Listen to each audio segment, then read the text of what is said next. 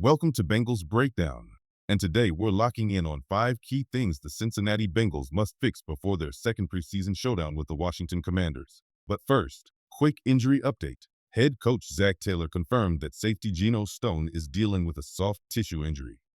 He's listed as week to week, and while it's not expected to be serious, it does open the door for younger safeties. Guys like Dejon Anthony, Tyson Anderson, PJ Jules, and Jalen Key to grab valuable reps in practice and preseason action. Soft tissue injuries can be tricky, but for now, it's just something to watch.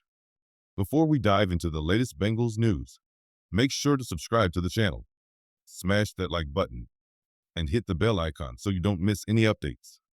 Now, about that first preseason game against the Eagles. There were bright spots, no doubt, but also some glaring issues that need attention. Preseason or not, those are the kinds of mistakes the Bengals can't carry into the regular season. Preseason games might not count in the standings, but there's still a stage. The lights are on, the crowd is loud, and every snap is a chance to sharpen up before the real season begins. The Bengals opener against the Eagles had its moments, but it also revealed some costly habits that can't follow them into week one. The most glaring? Penalties. Cincinnati was flagged 8 times for 68 yards, but the real damage went beyond that number. Several penalties erased big plays and shifted momentum, including one in the first quarter that stung the most. A chop block on Lucas Patrick that wiped out what would have been a Yamar Chase touchdown. On the replay, it looked more like a stumble than intent, but the officials saw it otherwise. Credit to the offense for bouncing back. Tanner Hudson found the end zone just a few snaps later, but those kinds of mistakes can be game changers against top-tier competition. You can't expect to win when big plays keep getting erased. That was the theme for the Bengals opener. Penalties that didn't just cost yards, but points. A holding call on Cam Grandandy wiped out Gary Brightwell's huge kickoff return to the Eagles' 28, flipping prime scoring position into a start from Cincinnati's own 20. Jalen Key was flagged for holding on a short return, less damaging, but still another mistake on special teams. Then came the defensive miscues. DJ Ivey jumped offsides on a missed 55-yard field goal, handing the Eagles a second chance. They converted on 4th down, stayed alive, and tacked on 3 points. Even worse, McKinley Jackson's roughing the snapper penalty erased a field goal and set up an Eagles touchdown the very next play. A 4-point swing that, combined with Ivey's mistake, equaled the 7-point difference in the final score. These aren't just small slips.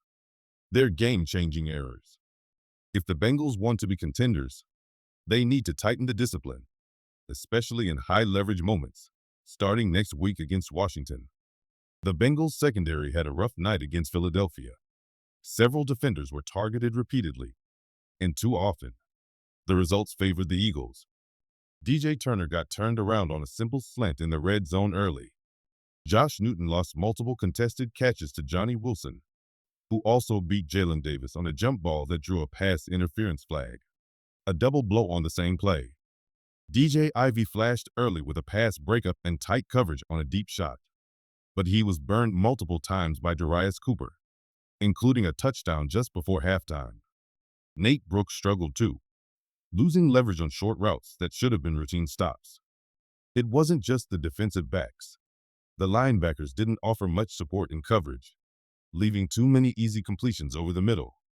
While the run defense held its own for stretches, the Eagles' first-team offense found seams early, moving the ball with steady gains up the middle. The bottom line, the Bengals' pass defense wasn't sharp, and both technique and communication will need to improve before the next preseason test. In the red zone, the Bengals' defensive line tightened up and limited damage, but over the full game, the run defense still left room for concern. The Eagles carried the ball 33 times for 132 yards and 2 touchdowns, an average of 4 yards per rush. That number hides the fact that 3 of their 4 ball carriers topped 5 yards per attempt, with Killian Robinson's low average pulling the stat line down. When opponents are ripping off nearly 6 yards a carry outside of one outlier, it's a problem. The front four and the rotational pieces will need to close those lanes faster, shed blocks more decisively, and prevent backs from getting into the second level. It's preseason, so there's time to adjust. But that adjustment has to start showing against Washington. Another area that needs attention: quarterback play beyond the starters. Jake Browning, leading the second-team offense, struggled to find rhythm or confidence. He finished 6 of 14 for 62 yards with 1 interception. And while that lone pick came on a screen pass, the Eagles dropped at least 3 other potential interceptions. Decision-making and ball placement have to improve quickly if the Bengals want a reliable QB2. Desmond Ritter split time with the second and third units. He opened slowly but settled in late, showing flashes once he found a groove. Browning is still penciled in as the backup to Joe Burrow, but Ritter's performance in the coming preseason games could tighten that gap and push Browning to elevate his play. Special teams had both highs and lows. One costly moment came just before halftime when Ryan Rico's punt outkicked the coverage. 4 missed tackles later, the Eagles were set up at the Bengals' 30-yard line and scored a touchdown 2 plays later, a swing that erased a potential double-up opportunity, since Cincinnati was set to receive the second-half kickoff. Penalties and missed tackles were the biggest issues, but there were also bright spots. Rico averaged 45 yards on 5 punts, with 2 landing inside the 20, 1 pinning the Eagles at their own 6. Gary Brightwell Jr. impressed on kickoff returns, totaling 93 yards and nearly breaking one to the Eagles' 28 before it was negated by a flag. Jermaine Burton looked shifty on punt returns, including a 32-yard burst where he shook multiple defenders. Taj Brooks made his mark on kickoff coverage with a big hit late in the game, the kind of special teams impact that can help a depth player earn a roster spot. Evan McPherson was automatic, hitting both field goal attempts, including a 51-yarder, and all 3 extra points.